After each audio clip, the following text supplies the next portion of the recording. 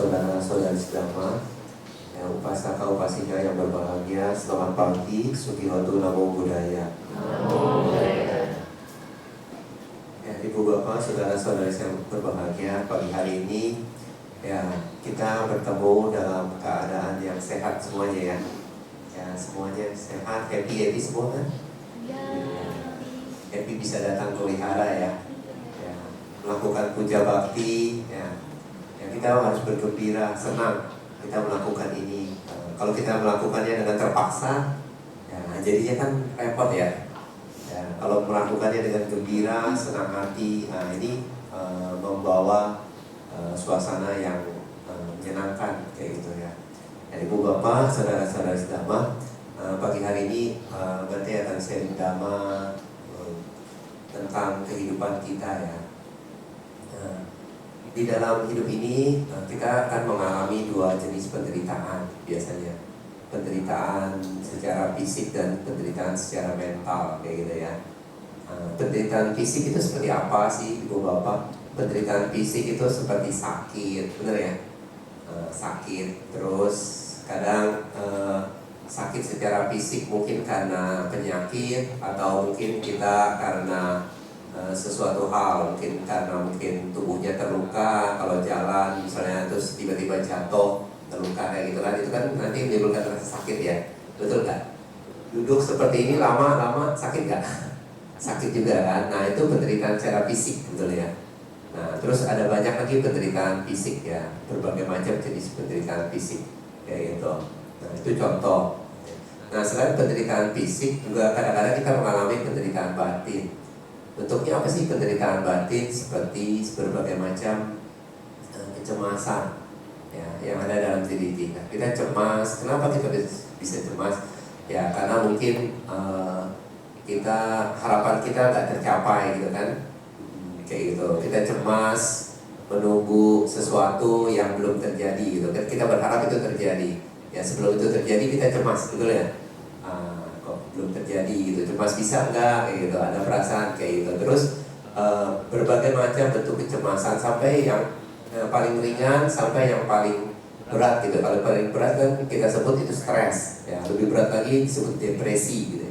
Ada yang berat lagi depresi berat kayak gitu ya. Jadi berbagai macam sebutannya, tapi pada dasarnya itu semua adalah bentuk penderitaan batin. Nah, jadi di dalam kehidupan kita mengalami dua macam penderitaan. Nah, selain penderitaan, kita juga sebetulnya mengalami dua macam kebahagiaan. Kebahagiaan yang kita alami secara fisik maupun secara batin kayak gitu ya. Jadi di alam manusia ini dua macam kebahagiaan ini secara fisik maupun secara batin kita alami, baik penderitaan fisik dan batin maupun kebahagiaan fisik dan batin kayak gitu. Ya, kalau kebahagiaan secara fisik itu seperti apa sih? Ya kenyamanan secara fisik, kita nyaman kan? Nyaman, tubuh kita nyaman. Kalau kita lagi sehat kan tubuh kita nyaman gitu ya, nggak sakit. Ya kalau kita duduk seperti ini, baru duduk mungkin selama 10 menit pertama nggak sakit kan? Nanti kalau udah setengah jam, 1 jam mungkin terasa sakit ya, kayak gitu ya. Jadi dua macam penderitaan dan kenyamanan secara fisik terjadi dalam hidup kita, betul kan?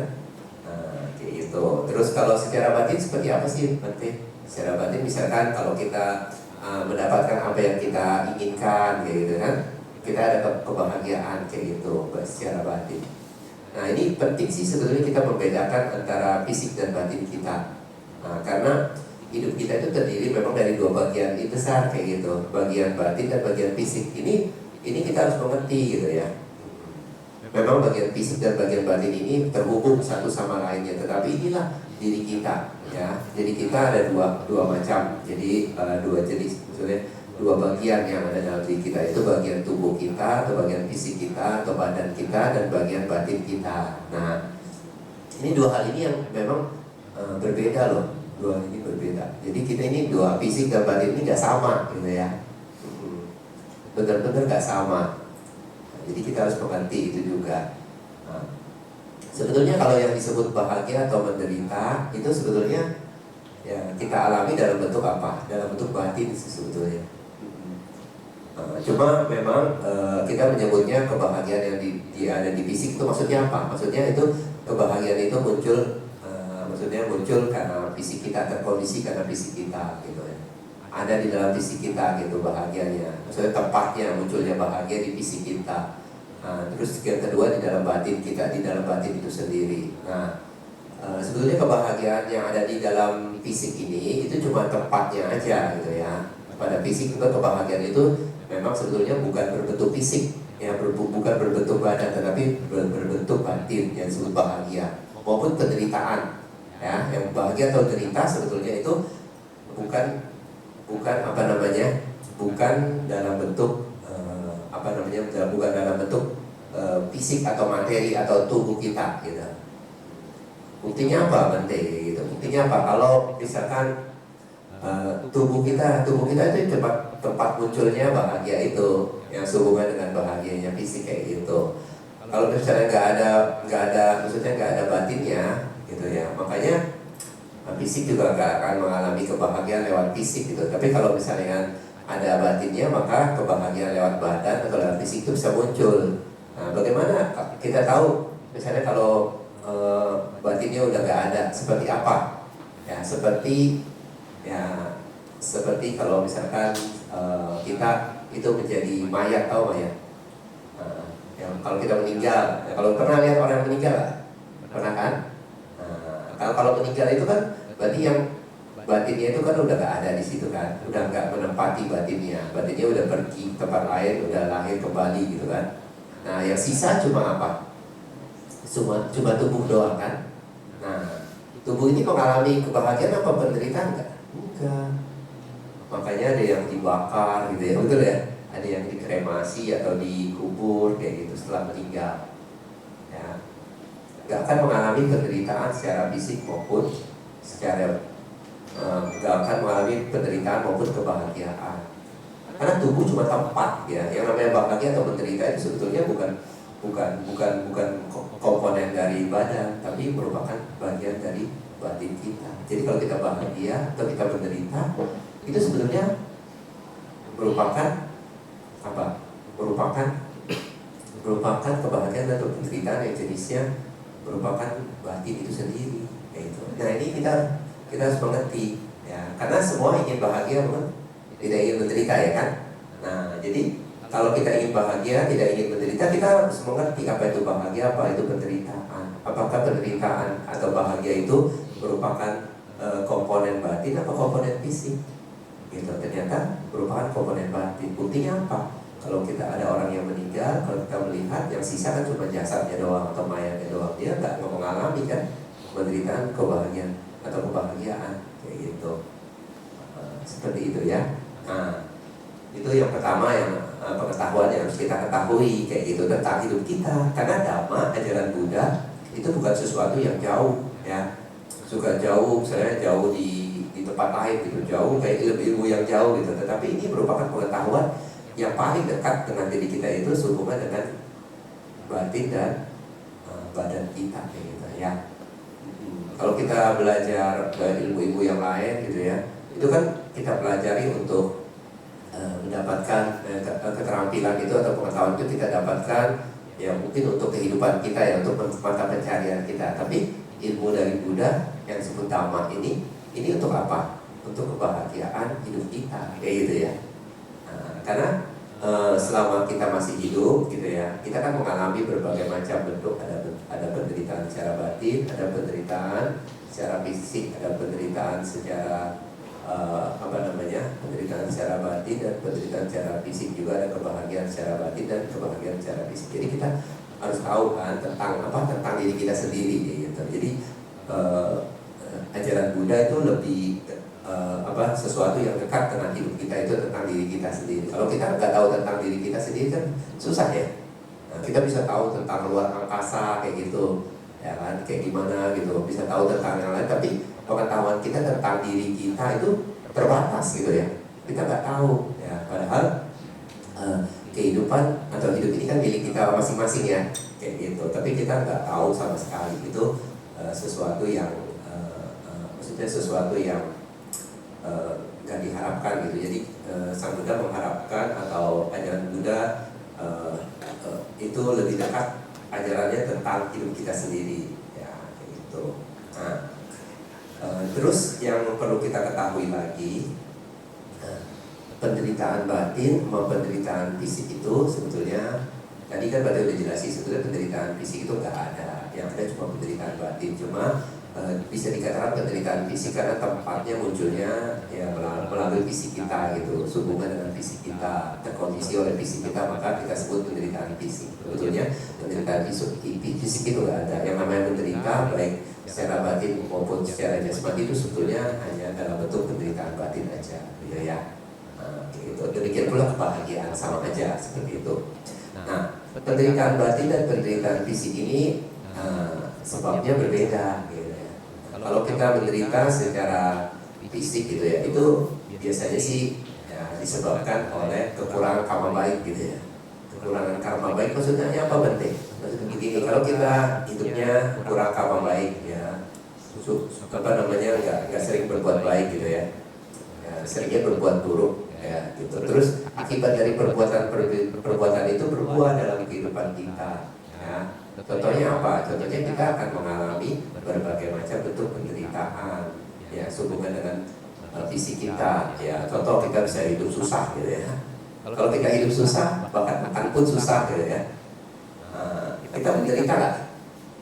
Ya, menderita. Contohnya mungkin menderita kelaparan, nggak punya rumah, kedinginan segala macam. Nah, kelaparan, kedinginan, kehausan itu bentuk penderitaan fisik apa batin yang kita alami? Penderitaan fisik ya kan? Penderitaan fisik kayak gitu kan? Betul nggak? Nah, lalu kalau penderitaan batin itu karena apa batin? Penderitaan batin itu ya itu secara umum ya itu karena kilesa kita, kekotoran batin kita. Ya. Jadi kita bisa menderita dua kali, secara fisik maupun secara batin. Contohnya kalau secara fisik mungkin kita hidup susah, tapi secara batin kita juga ya batinnya negatif gitu ya. Jadi batinnya aduh gelisah karena susah atau karena sakit. Siapa yang pernah sakit di sini? Sakit berat gitu ya, kena cancer contoh. Nah, kena cancer ini mungkin ya itu akibat dari karma buruk kita yang berbuah. Kita harus mengalami penyakit itu. Kita secara fisik sakit sekali ya. Pernah nggak orang lihat sakit cancer? Sakit kan? Ya sampai harus dikasih itu kan? Ya penghilang rasa sakit kayak gitu kan? Kayak gitu dia mengalami kesakitan fisik ya, kayak gitu. Berarti perlu melihat sendiri ya, orang yang sakit cancer kayak gitu sakit sekali gitu. Ya nggak bisa ngapain, duduk salah, apapun salah, bahkan berbaring juga sakit. Dia menderita sakit fisik. Nah, terus kalau waktu mengalami sakit terus batinnya gelisah, ya nggak tenang gitu ya, cemas gitu. Kapan ini sakit sembuh gitu, apa obatnya dan segala macam, banyak bentuk kecemasan. Nah, itu penderitaan secara batin. Jadi secara fisik mengalami kesakitan dan secara batin mengalami kecemasan. Berarti dua-duanya kita mengalami. Tapi kita harus tahu ya, kalau secara batin itu secara umum itu sebabnya adalah kekotoran batin kita disebut kilesa ya. Ajaran Buddha ya, Dhamma. Nah, ini di sini berperannya seperti apa? Nah, kita kan udah jadi umat Buddha udah berapa lama? Ada yang dari kecil? Enggak ada. Ada yang dari kecil? Ada ya? Wah, bagus. Ada yang dari kecil. Nah, kira-kira kita tahu nggak sih sebetulnya ajaran Buddha itu untuk apa? Nah, kita belajar Buddhisme, belajar ajaran Buddha itu untuk apa? Nah, sebetulnya ajaran Buddha itu gunanya, peranannya untuk mengurangi atau menghilangkan penderitaan secara batin. Seperti itu ya. Kalau penderitaan fisik itu kadang-kadang kita nggak bisa tolak gitu ya, karena memang udah karma kita ya, memang kita harus jalani ya kan. Kita hidup susah harus kita jalani gitu, karena memang kita kekurangan karma buruk kayak gitu, kekurangan karma baik, terbalik ya. Karena kekurangan karma baik kita harus menjalani hidup susah. Contoh ya kan, karma nggak bisa dirubah kan. Nah, yang bisa dilakukan cuma kita menambah karma baik aja supaya nanti maksudnya penderitaan kita secara fisik itu nggak terlalu parah gitu ya, kayak gitu.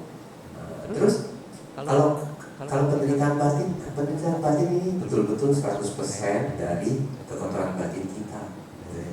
Selama kekotoran batin ini masih ada, Ya selama itu kita akan mengalami penderitaan batin kayak gitu. Ya, baik di kehidupan kita sebagai manusia atau kehidupan kita sebagai dewata atau bahkan kalau kehidupan yang di makhluk yang lebih rendah gitu ya, makhluk peta contohnya, penderitaan batin juga tetap ya kayak gitu.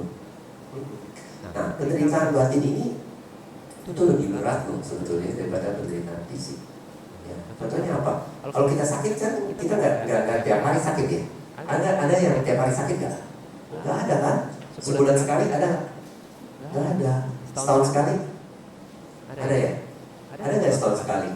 Mungkin ada yang setahun sekali ya. Kadang-kadang batin juga mengalami kalau musim hujan kan sakit flu gitu ya. Kalau udaranya nanti sekitar hujan, sekitar panas, sekitar hujan, nah, nanti biasanya kita kena flu kayak gitu ya.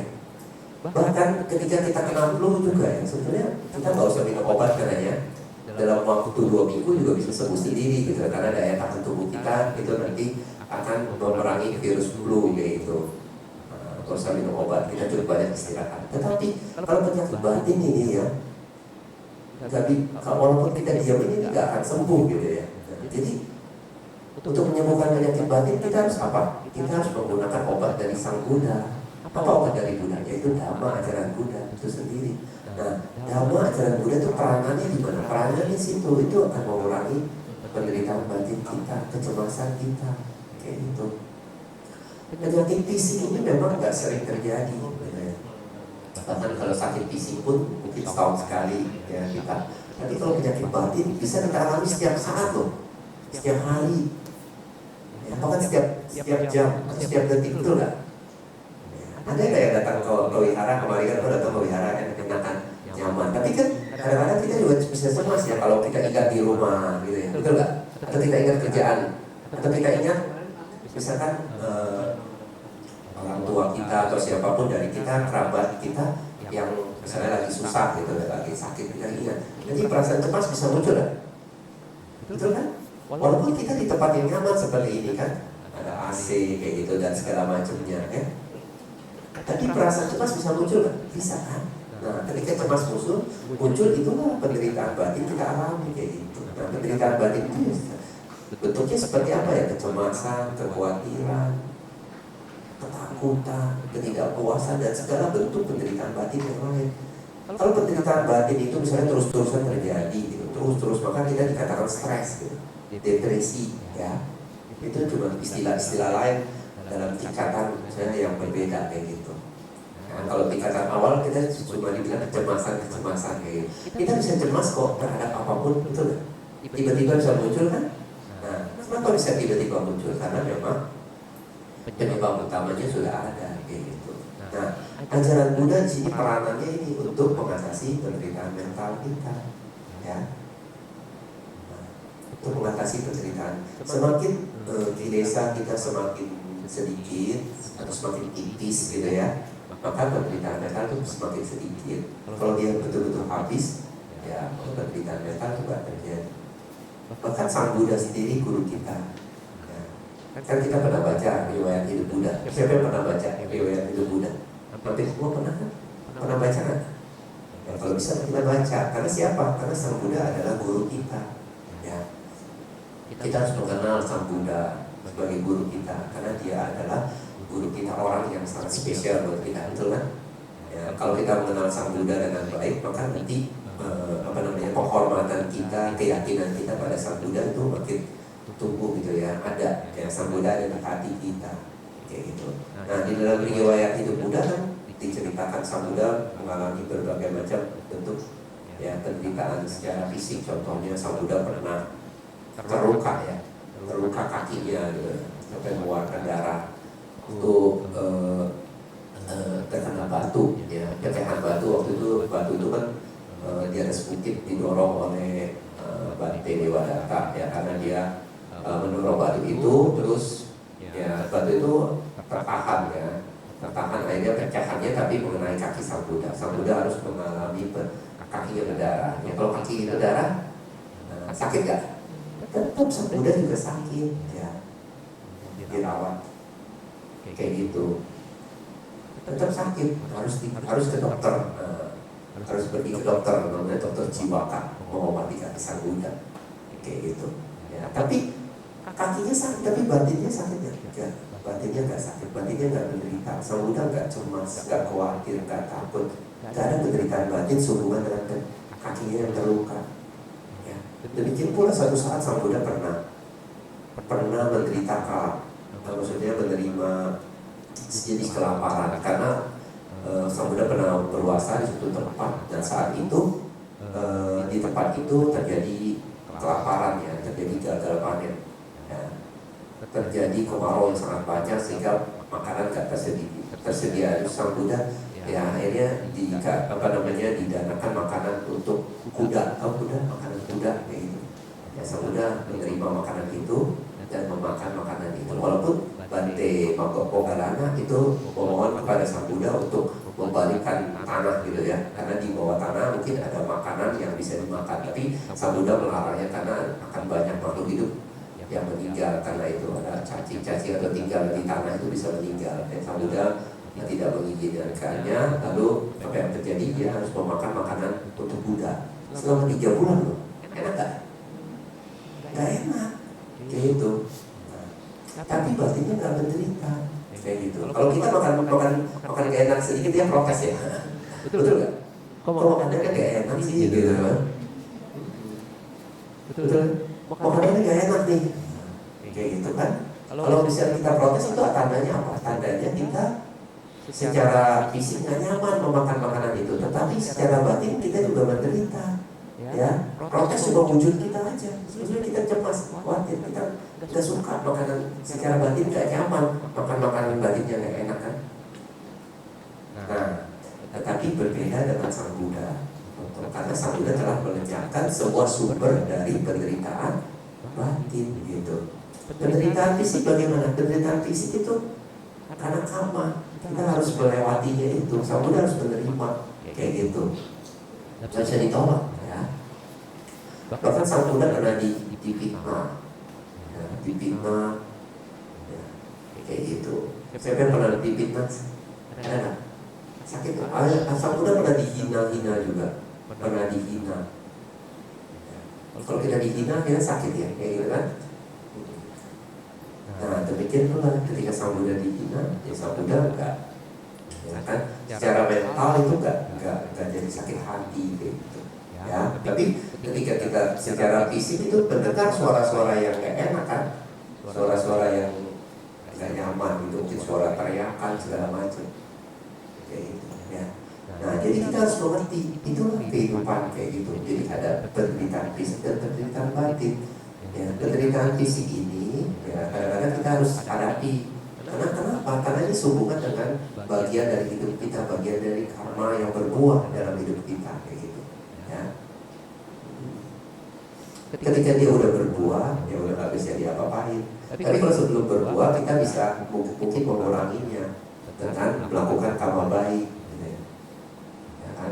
Karma baik dan karma buruk itu kan seperti air ya, air dan garam. Ya, semakin kita karma buruk itu seperti garam, karma baik seperti air.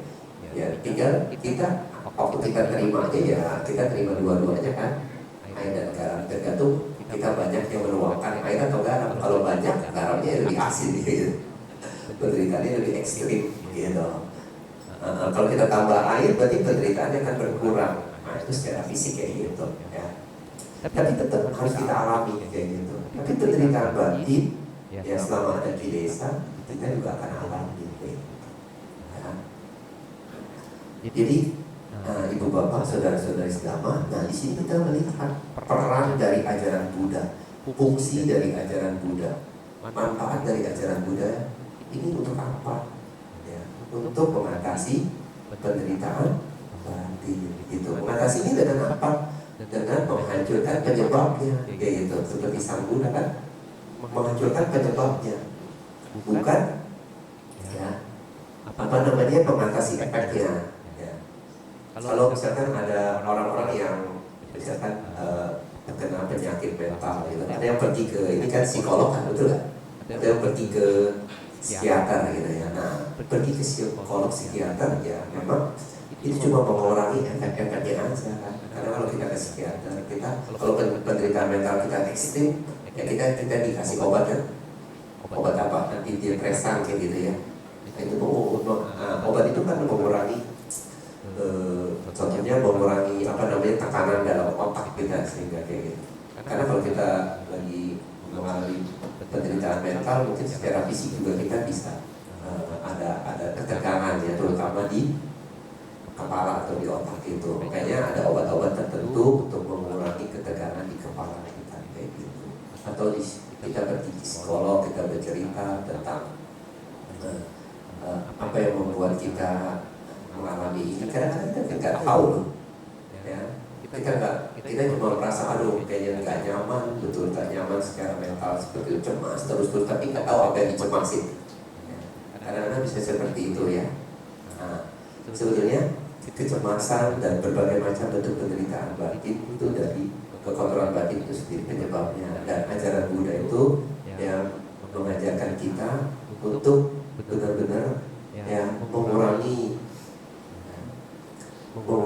maksudnya ke kinesa itu sedikit demi sedikit gitu ya, sampai nanti dia bisa habis total gitu ya, atau menekan kinesa itu terus menerus sampai dia nanti hilang secara total.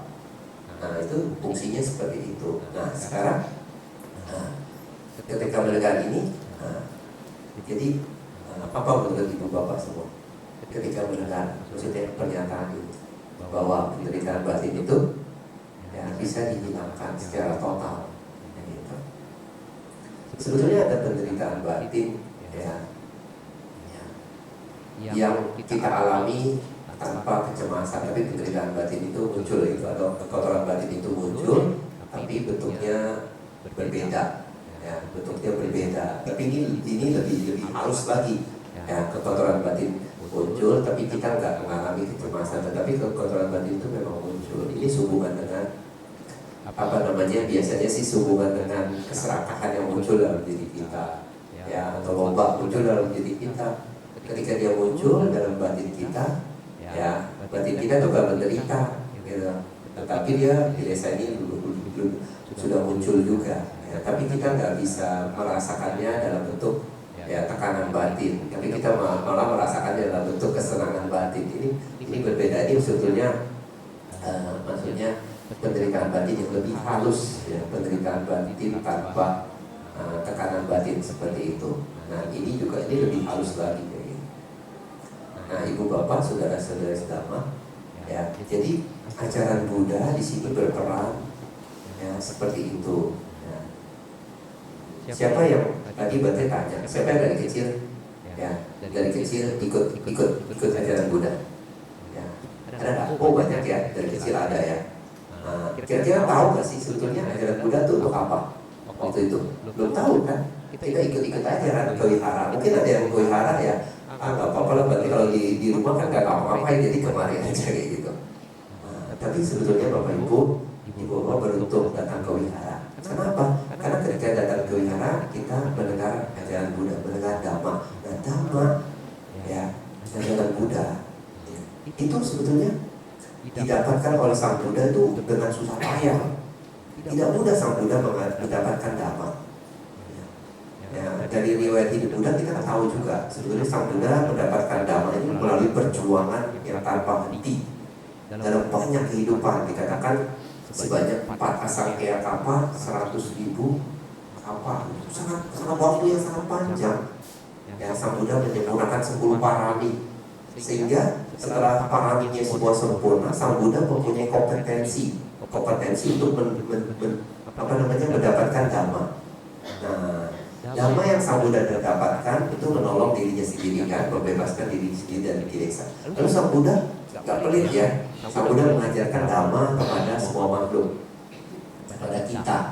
Nah kita sekarang tiba pada kita gitu. Kita adalah makhluk yang beruntung kan, kita mengenal ajaran Sang Buddha kayak gitu ya. Kita bisa mengakses ajaran Sang Buddha, mengenal ajaran. Jadi kita adalah makhluk yang sangat beruntung sebetulnya ibu bapak ya, kita mengenal ajaran Sang Buddha gitu. Karena Dhamma yang Sang Buddha ajarkan ini itu sebetulnya diperoleh oleh Buddha dengan sangat susah payah gitu ya.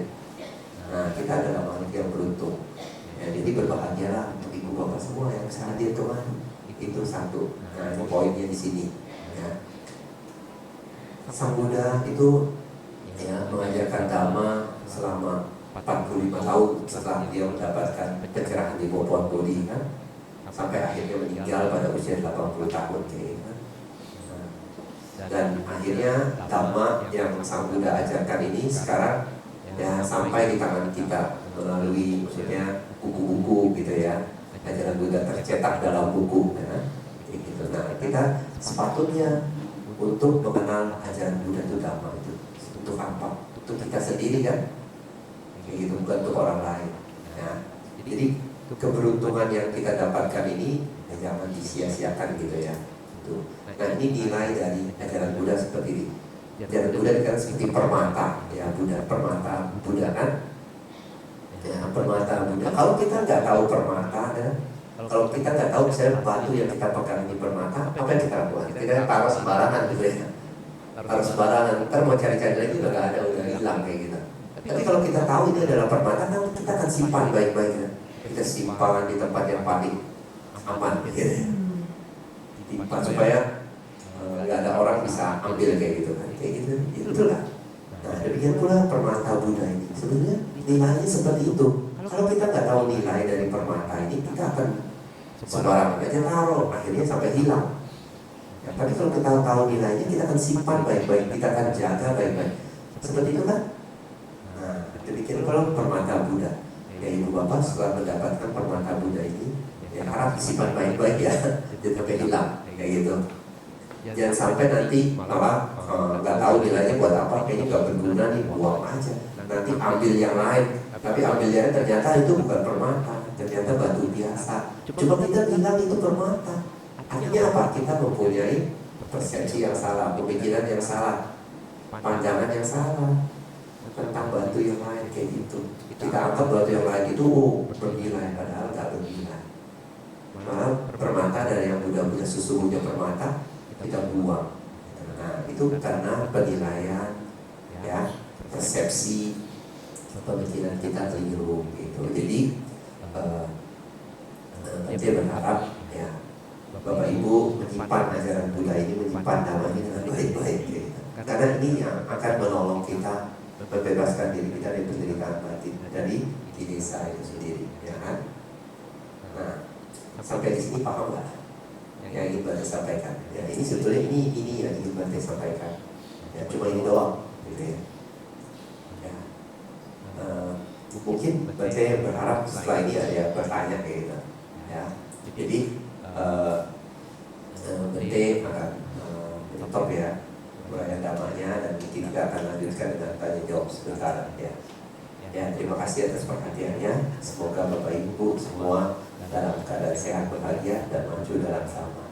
Satu. Ya, silakan Bapak Ibu.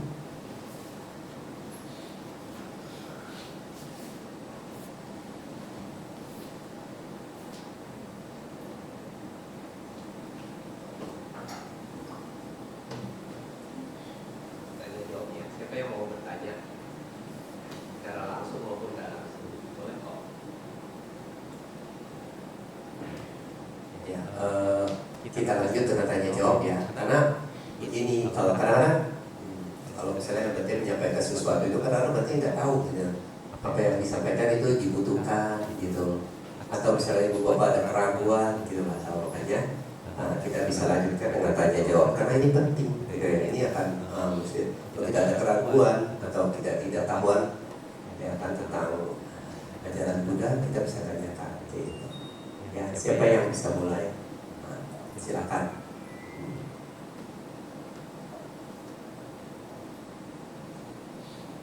Ya, silakan.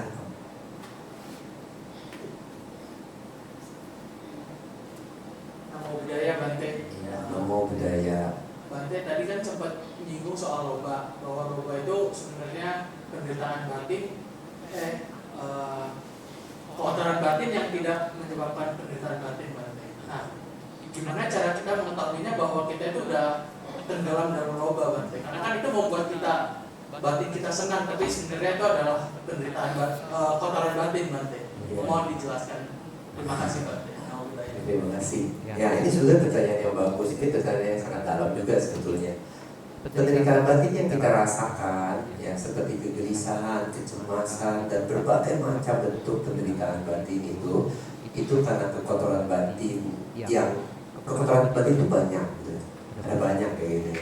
Nah, dari penderitaan batin yang bentuknya seperti maksudnya kecemasan dan lain-lain itu biasanya disebabkan oleh kekotoran batin disebut kebencian atau dosa, gitu ya.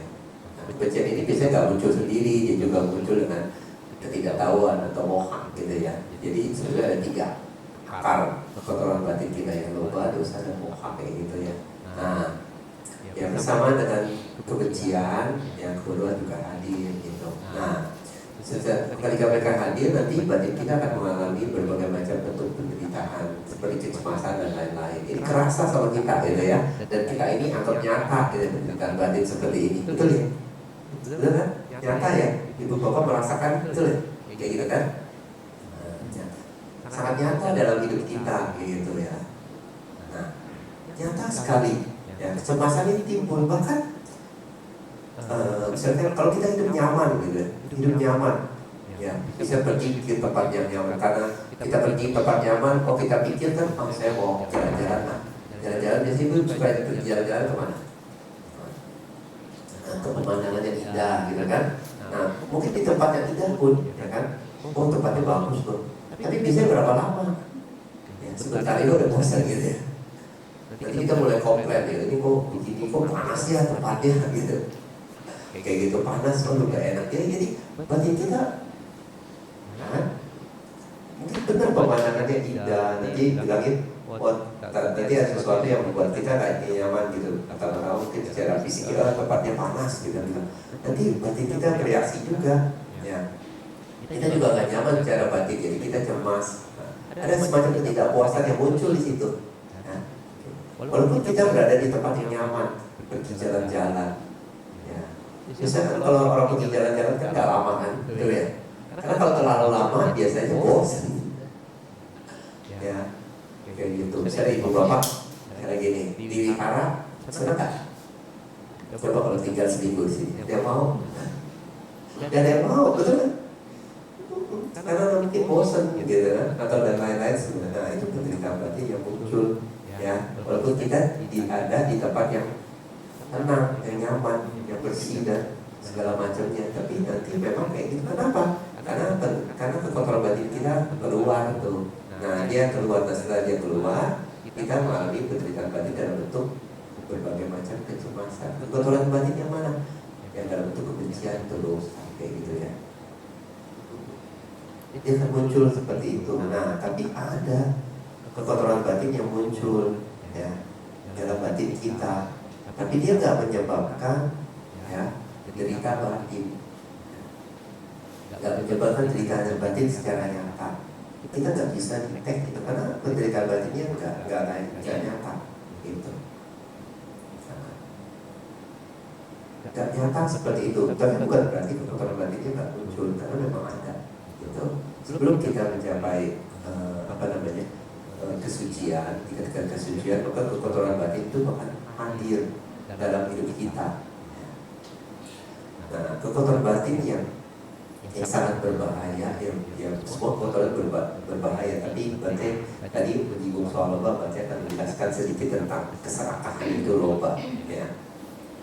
Sedikit. Nah, kenapa? Karena ini memang penting ya. Karena kita juga sering kan bilang kan ada loba, dosa, dan moha. Tapi kalau dosa tadi berarti sudah menyinggung ketika dia muncul, jadi ada efeknya kita gelisah, kecemas dan lain-lain kayak gitu ya. Tapi kalau moha muncul ini efeknya akan berbeda gitu ya. Efeknya berbeda.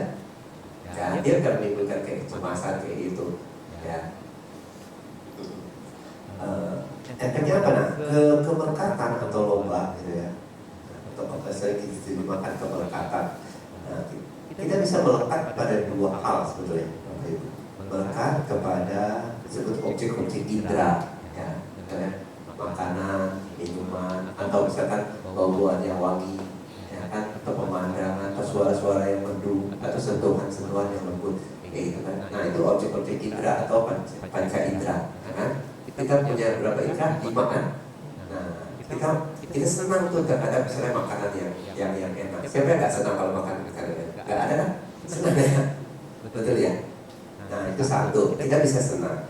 Terus kita juga bisa melekat pada konsep, ya, konsep tentang maksudnya saya menyenangi makanan ini, gitu.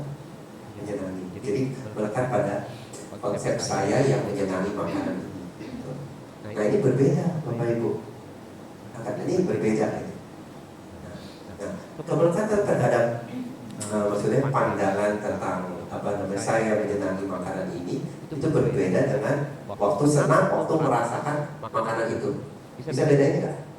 Nah yang satu memang dia melekat pada ada contoh nih. Sekarang berarti kan lagi minum teh. Nah ini kan berarti kasih minum teh. Rasanya enak. Berarti kan merasakan rasa enak kan? Di sini karena memang mungkin rasanya enak terus ada rasa misalnya waktu berarti minum, ya kan? Nah, berarti melekat pada rasa teh. Waktu minum melekat pada rasa teh ini sebetulnya yang muncul itu bukan perasaan bukan menderita seperti kecemasan tadi, tapi perasaan happy sebetulnya, ya kan? Nah, terus itu satu hal, ini melekat sama perasaan, melekat pada rasa teh, ya. Terus satu lagi, itu berarti melekat pada saya yang ingin minum teh gitu, saya yang suka teh gitu. Jadi satu itu melekat pada rasa, yang kedua itu melekat kepada konsep saya yang menyukai teh gitu, atau makanan, atau bau-bauan, atau menyukai. Jadi satu itu melekat pada objeknya, ya. Yang kedua itu melekat pada konsep saya yang menyukai objek itu. Nah, di sini bisa dibedakan nggak? Dan dari dua jenis kemelekatan ini, dari dua jenis loba ini, itu kalau ibu bapak tahu meditasi, meditasi itu sebetulnya pertama-tama ini mampu melenyapkan kemelekatan yang kedua, yaitu melenyapkan tentang kemelekatan kita terhadap pandangan keliru, ya. Jadi kita melekat pada pandangan kita sendiri, konsep saya sendiri tentang saya yang menyukai objek ini atau menyukai itu, atau tidak suka itu, tidak suka ini, ya. Jadi artinya kita melekat pada pandangan salah. Itu yang disebut kemelekatan jenis yang kedua, dan ini sangat berbahaya Bapak Ibu. Kenapa? Kalau kita melekat pada makanan atau minuman, pada objek-objek kita, tapi kalau objek ini enggak ada gitu ya, sedang tidak ada bersama kita, maka kemelekatan itu nggak bisa muncul, betul ya? Tapi kalau kemelekatan pada pandangan ini itu selalu muncul karena pandangan itu ada dalam batin kita terus-menerus, kan? Makanan nggak ada terus-menerus kan? Memang Bapak Ibu makan terus-menerus 24 jam. Kalau sobat berarti kan tanya, saya suka makan bakmi di sini. Di sini ada, berarti dia tempat itu banyak makanan. Sebentar lagi kita mau makan jam 11. Betul kan? Nah, saya suka bakmi sih, suka bakso. Nah, suka bakso itu kan waktu kita makan kan? Ya kan, makannya. Waktu kita makan ada rasa suka gitu ya. Kita melekat pada rasa makanan itu. Nah itu satu. Kedua, terus waktu setelah makan bakso, misalnya berapa hari kemudian, 2 hari, karena kita rasa suka, nanti kita timbul dalam konsep dalam pikiran kita, oh saya suka bakso, saya. Kayak gitu. Nah ini konsep yang ada dalam diri kita. Jadi kita melekat pada pandangan atau pemikiran, ya, atau melekat pada pandangan salah. Disebut melekat pada diri. Ini yang berbahaya, gitu ya. Walaupun baksonya udah gak ada, gitu ya. Tukang baksonya mungkin pindah, gitu. Udah habis, tapi kemelekatan kita tuh terhadap pandangan saya suka bakso ini, ya, masih ada terus-menerus pada diri kita. Nah, ketika kita meditasi, ya, karena jalan Buddha kan ada 3 kan, sila, samadhi, dan panya kan. Jadi sila itu moralitas, samadhi itu kan meditasi, dan kita melakukan meditasi, terus ada kebijaksanaan, atau kita bisa dikasih itu disebut jalan mulia berwawasan 8. atau Majjhima Patipada. Udah tahu semua itu kan? Nah, Majjhima Patipada, Jalan Mulia Bros 8 itu kan agama ajaran Buddha untuk mengucapkan penderitaan batin. Nah, dari 3 aspek itu, sila, meditasi, dan kebijaksanaan itu sebetulnya ada dalam batin semua loh. Jangan salah, semuanya ada dalam batin, ya, bukan di luar. Ya, waktu kamu minta sila dari Bante, tadi kan udah ya, minta sila Bante. Jadi Bante cuma sebagai apa namanya, membimbing kamu bertekad dalam diri kamu sendiri. Saya bertekad melatih tidak membunuh makhluk hidup. Saya bertekad melatih tidak ya apa namanya, mencuri, tidak berbuat asusila, tidak bohong, ya, tidak minum-minum. Ya kan ada 5 tekadnya kan. Nah itu artinya menegakkan moralitas. Untuk siapa? Untuk kamu, untuk kamu berlatih. Latihannya di mana? Sebenarnya latihannya dalam batin. Ya. Nah, ketika batin bilang tidak mau membunuh, nanti ucapan dan perbuatan atau tindakan tidak melakukannya, betul kan? Kalau batin bilang mau membunuh, ya pasti kamu melakukannya. Ya, latihan dalam batin kayak gitu. Tekad itu kan tekad dalam batin. Jadi kita bertekad tidak mau membunuh. Adanya di mana? Dalam batin kita. Nanti waktu kita di jalan tiba-tiba ada kesempatan untuk melukai orang gitu kan. Karena kita ingat tekad kita, oh tadi saya udah bertekad. Oh, jadi kita menghindari membunuh. Menghindari pertama-tama ada di mana? Ada di dalam batin. Dan kedua baru melalui tindakan kita. Ya gitu ya. Kan tapi kalau di dalam batin ya udah pengen gitu ya, udah pengen melakukan, pasti tindakannya juga akan melakukan seperti itu. Jadi sebenarnya latihan sila juga ada di dalam batin. Ya, latihan meditasi itu pasti dalam batin, betul kan? Latihan kebijaksanaan ini juga dalam batin. Ini semuanya dalam batin. Nah, dhamma itu ada dalam batin kita, ya.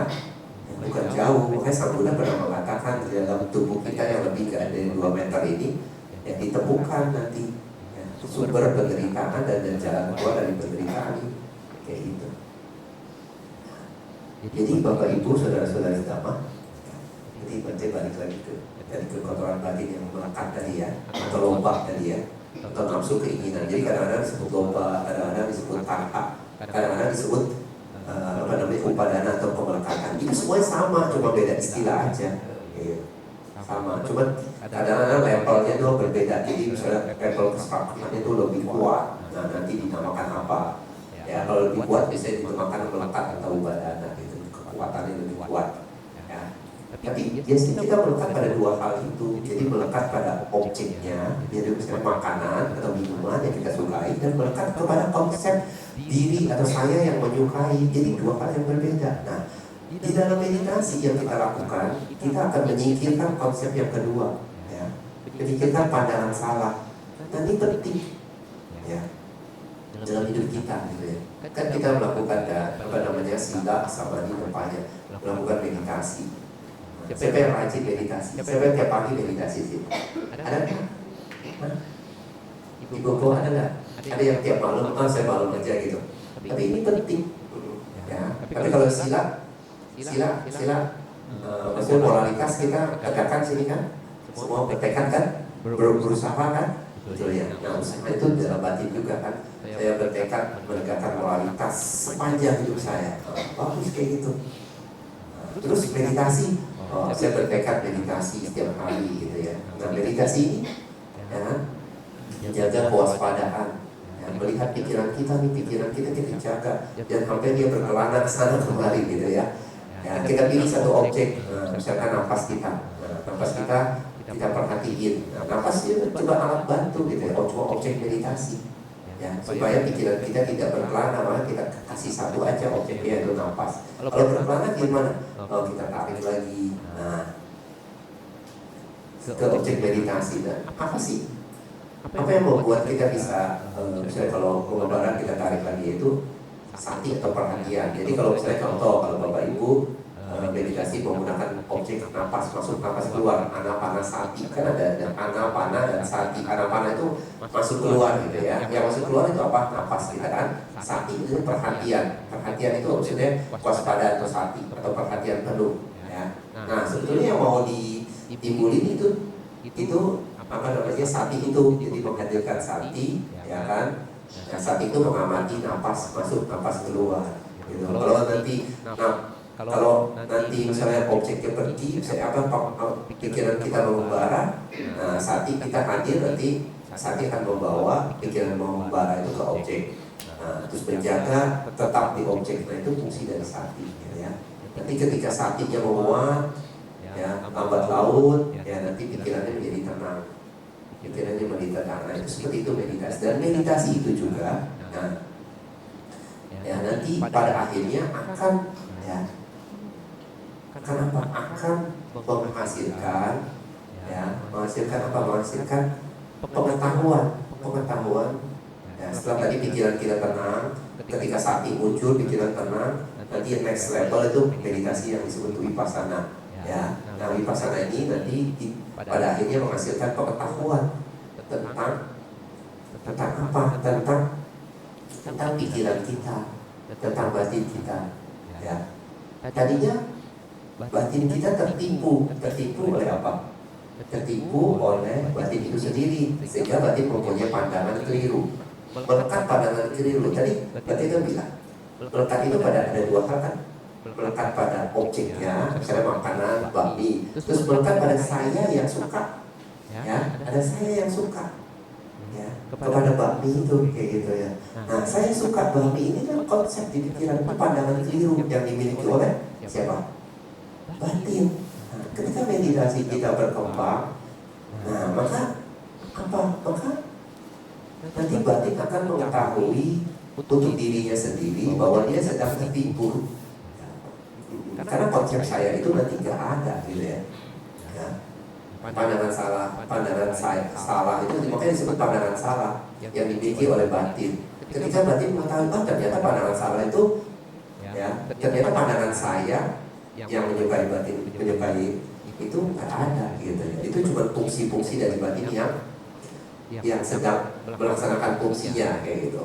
Ini seperti itu. Dan batin menyadari untuk dirinya sendiri sehingga dia melepaskan pandangan salahnya. Nah itu sebetulnya meditasi vipassana, nanti fungsinya ke situ sehingga batin terbebas dari kemelekatan atau lomba sehubungan dengan persepsi yang keliru atau pandangan yang keliru tentang dirinya sendiri. Sampai di sini bisa dimengerti kan? Berarti kasih contoh sederhana kayak ini. Nah, ini cerita itu sering diceritakan dalam di dalam cerita ini Ajahn Chah ya, dalam bukunya. Ceritanya gini, karena ada cici yang pergi ke pasar.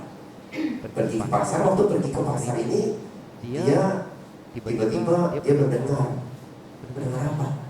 Dari belakang dia itu mendengar suara-suara tidak enak gitu. Jadi kata-katain gitu. Dikata-katain, terus dia nengok ke belakang, nggak ada orangnya. Terus dia tuh merasa sejak mendengar kata-kata itu dia menjadi gelisah kan. Cemas gitu ya. Siapa yang kata-katain saya nih? Waduh, siapa gitu? Saya nggak tahu loh. Jadi nggak senang ya, betul nggak? Nggak senang. Terus dia sampai di pasar dia cerita, dia ketemu temannya, kamu tahu nggak? Siapa? Tadi tuh saya itu dikata-katain orang katanya. Tahu enggak nggak tahu. Oh, sampai pulang ke rumah, sampai beberapa hari kemudian dia masih cerita, karena dia masih kesel gitu. Suatu hari waktu mungkin pergi arisan aja gitu. Kalau cerita doang gitu. Cerita fiksi ya ini ya, bukan nyata. Ya, dia cuma menggambarkan sesuatu ya. Waktu dia pergi arisan dia kumpul teman-temannya. Terus dia cerita juga. Dia bilang sampai hari ini saya masih kesel. Waktu itu saya pergi ke pasar, ada yang kata-katain saya. Tahu nggak kamu di antara teman-teman ada yang tahu nggak siapa sih yang itu? Satu orang temannya bilang, oh saya tahu siapa. Oh kamu mau tahu nggak? Mau tahu banget apa mau tahu? Biasa deh. Saya mau tahu. Kalau mau tahu kamu tahu siap-siap. Karena kamu ternyata kata-katain kamu itu adalah orang gila. Dia biasa seperti itu. Nah, apa yang terjadi ketika kita mendengar bahwa yang ngata-ngatain kita orang gila? Rasa kesel kita hilang nggak? Tadi kan kesel kan? Tapi ketika kita tahu bahwa kita orang gila, kita keselnya hilang. Betul? Nah, betul kan ibu bapak? Keselnya hilang seperti itu. Nah ini menggambarkan ketika batin mampu menyadari bahwa batin itu sedang tertipu oleh dirinya sendiri, ya, memiliki pandangan salah, dia tertipu kayak gitu. Ternyata suatu saat dia menyadari. Ketika dia menyadari, apa yang terjadi? Kemelekatan yang ada dalam dirinya sehubungan dengan saya yang menyukai bakmi atau bakso, menyukai seseorang itu cuma konsep doang, cuma pemikiran yang keliru gitu. Akhirnya apa? Dia mampu melepaskan, ya, betul nggak? Melepaskan kemelekatannya terhadap pandangan kelirunya kayak gitu. Nah, demikian pula sebetulnya kita tuh seperti itu Bapak Ibu. Kita tuh seperti itu. Jadi ketika kita melakukan meditasi, tujuannya seperti itu. Ini tujuan awalnya seperti itu ya. Dasarnya kita melepaskan pandangan-pandangan keliru yang kita punya. Pandangan keliru ini dibentuk oleh siapa? Ya oleh kita sendiri. Ya, nggak ada yang membentuknya. Ya. Memang terbentuk secara alami. Ya, sehubungan dengan ya ketidaktahuan kita tentang fungsi-fungsi dari batin itu sendiri, ya kan? Ketidaktahuan kita tentang batin itu sehingga batin membentuk pandangan keliru oleh dirinya sendiri. Nah, meditasi vipassana nanti akan membebaskan pandangan keliru itu, membebaskan kemelekatan kita terhadap pandangan keliru itu. Nah, kalau kita mampu nanti terbebas dari pandangan keliru, ya, tentang diri, tentang saya yang menyukai, ya, atau apapun ya, kayak gitu nanti kita akan terbebas dari contoh misalnya gini, kalau dalam meditasi vipassana apa sih? Kita harus menyadari ya kan anicca, dukkha, anatta gitu ya, dan asubha sebetulnya ya. Kalau anicca nanti kalau kita mampu, batin kita mampu, maksudnya mampu berada dalam mengetahui anicca, berarti nanti ya kan, nanti batin akan terbebas dari yang kita anggap kekal, betul kan? Kalau menyadari dukkha nanti batin akan mampu terbebas dari bahwa pendapat bahwa semuanya bahagia kayak gitu kan, batin dan jasmani yang diikuti kebahagiaannya ternyata dukkha kayak gitu, atau anatta tanpa diri gitu ya. Jadi batin terbebas dari konsep tentang diri tadi, saya itu sebetulnya ya, yang menyukai bakmi, bakso, terbebas dari pandangan keliru tentang saya yang menyukai. Nah, sampai di sini paham nggak? Paham ya? Nah, itu meditasi seperti itu ya. Tapi meditasi itu dibangun di atas fondasi sila atau moralitas ya, di atas moralitas yang baik, maka kita akan mampu melakukan meditasi dengan baik gitu ya. Nah, nanti hasilnya ya kebijaksanaan akan berkembang ya, itu kebijaksanaan akan berkembang dalam diri kita. Nah, sampai di sini paham kan? Ya, Bante pikir itu jawaban dari Bante ya tentang loba atau kemelekatan kayak gitu ya, yang harus kita tinggalkan. Nah, dari loba ini nggak memberi efek seperti penderitaan batin, seperti kecemasan kalau dia muncul gitu ya. Berbeda dengan dosa, dia efeknya seperti itu. Tapi kalau loba muncul nggak, malah efeknya sebaliknya, ada perasaan bahagia, makanya kita tertipu di situ kayak gitu ya. Padahal ini adalah sumber dari penderitaan itu kilesa juga. Ya, sampai di sini semoga bisa dipahami ya. Ya, kayak gitu. Ya, terima kasih atas pertanyaannya. Tidak ada yang lain, nanti persilakan.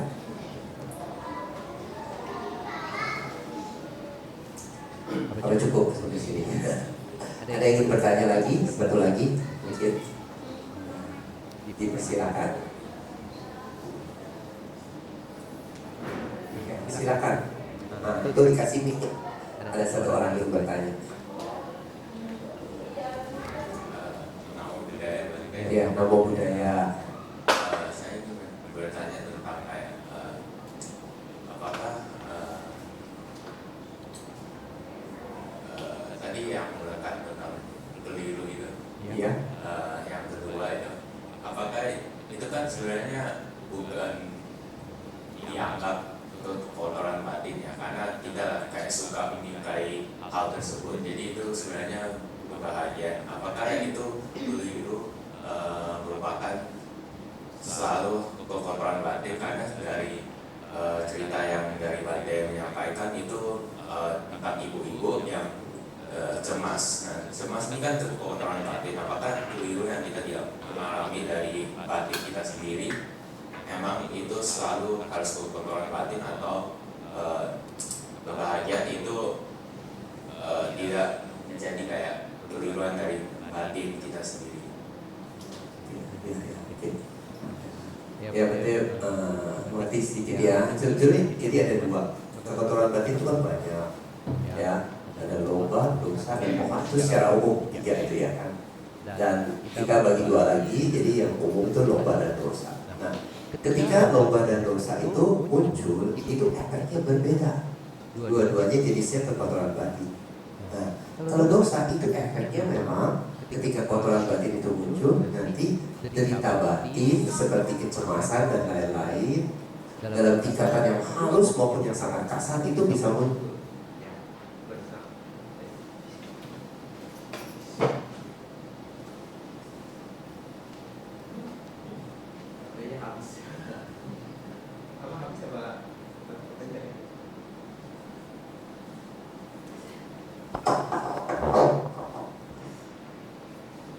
Nah, waktu dengar ini ada yang bisa nggak? Baterainya habis.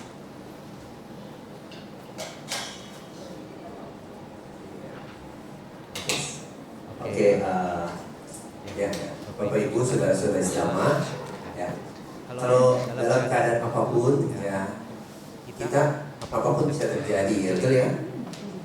Gitu. Dan kadang-kadang apa yang nggak terjadi itu, apa yang terjadi itu kita harapkan atau nggak harapkan, kan? Bisa dua-duanya kan? Ya. Kalau belum terjadi, biasanya kita cemas, betul. Tapi cemas kenapa? Karena itu kita nggak harapkan terjadi ya. Kalau saya cemas nih, itu. Kalau udah terjadi pun, gitu ya, kita bisa cemas karena apa yang terjadi nggak sesuai dengan harapan kita. Betul ya? Seperti itu. Belum terjadi kita cemas, kan? Menunggu cemas kan? Betul. Cemas. Setelah terjadi, seperti tadi, berarti kan? Apa namanya, mic-nya mati karena baterainya habis. Nah, udah terjadi kita juga cemas. Nah, itu hidup kita seperti itu. Nah, kecemasan seperti itu muncul karena kekotoran batin yang disebut dosa. Nah, kalau loba itu memang lebih halus, ya. Efeknya nggak seperti dosa. Kalau dia muncul, ya nggak ada kecemasan. Malah efeknya sebaliknya, seperti kebahagiaan. Tapi sebetulnya bukan kebahagiaan yang betul-betul, karena kebahagiaan itu datangnya apa namanya? Kebahagiaan atau penderitaan itu sebenarnya perasaan juga ya. Perasaan, tahu Bapak Ibu, perasaan itu ya bisa munculnya bersekutu dengan loba, ya, bisa bersekutu dengan dosa. Tapi kalau bersekutu dengan dosa itu perasaan yang tidak menyenangkan, ya, disebut domanasa. Kalau bersekutu dengan loba itu bisa muncul perasaan yang tidak apa yang menyenangkan, disebut somanasa, gitu ya. Itu efeknya beda gitu ya. Tapi itu dua-duanya kekotoran batin, dan sehubungan dengan loba ini memang kekotoran batin yang susah diketahui atau dideteksi waktu kita meditasi. Sulit sekali kita melihat. Nah, jadi dikatakan itu kekotoran batin yang lebih halus, ya, berbanding dengan. Nah, kenapa? Karena waktu dia muncul bersama perasaan yang happy, malah menyenangkan, kayak gitu. Ya. Nah, tetapi yang disebut loba tadi kan berarti juga kasih tahu atau melekat tadi itu melekat pada dua hal biasanya.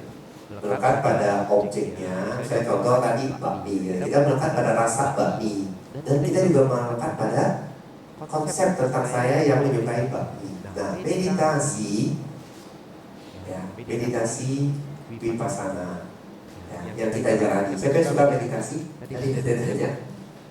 Ada yang suka meditasi? Wah, bagus kalau kita suka. Buat apa sih saya meditasi, Bante? Ada yang tanya kayak gitu. Nah, di sini fungsi meditasi. Meditasi vipassana untuk menghilangkan, ya, kemelekatan terhadap apa? Pertama-tama menghilangkan kemelekatan atau menghilangkan loba atau menghilangkan kemelekatan terhadap konsep saya yang menyukai babi. Kita harus bedakan dulu nih. Saya yang rasa bakmi dan saya yang menyukai bakmi itu dua hal yang beda loh. Nah, kalau rasa bakmi itu kita akan senang, kita akan apa namanya, muncul apa namanya, perasaan melekat itu muncul pada saat kita makan. Ya. Kalau nggak makan itu nggak muncul. Ya. Nah kalau nggak makan itu yang muncul apa? Biasanya yang muncul saya yang menyukai rasa babi kayak gitu. Nah saya menyukai rasa babi itu disebut tidak pandangan keliru tentang saya. Pandangan keliru tentang saya ini muncul dalam banyak bentuk. Ya. Nah, pandangan ini bisa yang memang pertama-tama yang harus dilenyapkan pandangan salah ini, kayak gitu. Bukan hal yang lainnya. Dan kita belajar dhamma, kita praktek dhamma, meditasi. Ya. Ini sebetulnya untuk melenyapkan pandangan keliru ini awal-awalnya. Ketika pandangan keliru muncul, nanti keraguan-keraguan kita tentang Buddha, Dhamma, dan Sangha itu secara otomatis juga akan lenyap kayak gitu.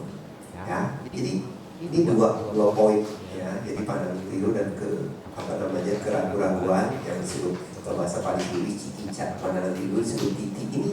Ini dua penderitaan, dua sumber penderitaan, dua kilesa awal yang harus kita lenyapkan. Ya. Kita belajar Dhamma, kita praktek dhamma itu sebetulnya untuk dua hal ini, untuk menghancurkan dua hal ini, kayak gitu. Kalau dua hal itu udah hancur, maka kita disebut makhluk suci yang tingkat yang pertama, disebut sotapanna. Nah selanjutnya itu udah mudah buat kita. Ya, nggak usah diapa-apain, kita nggak usah belajar dhamma, nggak usah ketemu Buddha, nggak usah apapun, nanti secara alamiah kita akan bisa mencapai akhirnya. Ya. Tapi kita belajar dhamma, ya. Kita praktek dhamma, khususnya ya, fokusnya pada dua hal ini kayak gitu. Makanya, nah dua hal ini yaitu pandangan keliru itu juga berhubungan sama kemelekatan. Ketika dia muncul, kita hanya melekat itu pandangan. Jadi ada melekatnya, ada pandangan kelirunya, gitu ya. Kita nggak bisa membebaskan pandangan keliru sebetulnya sebelum kita menyadari bahwa batin kita keliru kayak gitu ya. Nah, dalam cerita itu kan dikatakan inti ceritanya itu ketika orang itu udah menyadari kekeliruannya, dia baru mampu melepaskan dua-duanya nanti yang waktu dia lepaskan kemelekatannya dan pandangan kelirunya kayak gitu. Ya, sehubungan dengan pandangan keliru. Jadi kemelekatan itu banyak tingkatan. Ketika kita melepaskan kemelekatan terhadap pandangan keliru, kita nggak melepaskan kemelekatan secara keseluruhan. Berarti ada banyak kemelekatan yang masih ada. Kayak gitu. Tapi sehubungan dengan pandangan keliru, kita melepaskan kemelekatan kita terhadap pandangan keliru dan pandangan keliru itu sendiri. Kayak gitu. Ya. Bisa dimengerti kan? Ya, ini agak sulit, tapi semoga ini bisa dimengerti sedikit-sedikit ya. Sedikit kayak gitu. Nanti kita dalam hidup kita sebetulnya seperti seseorang misalnya seperti Bante, menjadi Bante, apa sih yang dilakukan? Ya biasanya cuma belajar kayak gini dan praktek dhamma gitu ya, cuma dua hal. Ya kalau misalnya kayak ceramah kayak gini ya itu kan nggak semua gitu ya. Kadang-kadang ada beberapa Bante yang bisa, ada yang enggak kayak gitu. Ini cuma seperti sampingan aja kayak gitu ya, nggak harus. Tapi yang harus bisa belajar. Lari belajar, kita belajar dhamma, ya bisa lewat kaset, ya audio kayak gitu. Saya suka sih dengerin ceramah dhamma, ada nggak? Ya kan banyak sekarang kan kita dengerin YouTube, ya ada Bante banyak yang ngajar kan, ya ada Bante Santa Cito, Bante Kema, Bante Kemiga, ya Bante Abhijato, kayak gitu banyak sekali. Nah kita bisa dengar dari situ nanti maksudnya dhamma kita upgrade gitu ya. Aja jadi belajar dhamma, nanti kita praktek juga kita update terus seperti itu ya seperti itu. Jadi inilah kehidupan kita ya, sebagai seorang umat Buddha kayak gitu ya. Kita belajar kalau praktek itu terus menerus ya, bukan berarti cuma praktek atau cuma belajar gitu ya, tapi dua-duanya terus menerus sepanjang hidup kita sampai kita berhasil untuk menyingkirkan kekotoran batin. Ketika kita berhasil menyingkirkan kekotoran batin, apa kekotoran batin yang pertama kali yang harus disingkirkan? Dua itu, pandangan keliru ini yang disebut sakaya ditti ya. Ketika muncul sakaya ditti seperti apa? Tadi Bante udah mulai jelasin seperti itu. Kira-kira bisa dipahami apa enggak? Kalau bisa dipahami bagus gitu ya. Memang pelan-pelan kayak gitu ya. Ya pelan-pelan. Ya semoga ini bisa bermanfaat buat ibu bapak semua. Nanti mengucapkan terima kasih atas perhatiannya, atas pertanyaannya. kesabarannya, atas kesabarannya ya dengan cerita ini. Ya, semoga kita semua maju dalam dhamma sampai akhirnya mencapai pembebasan. Sadu. Semoga semua makhluk hidup berbahagia.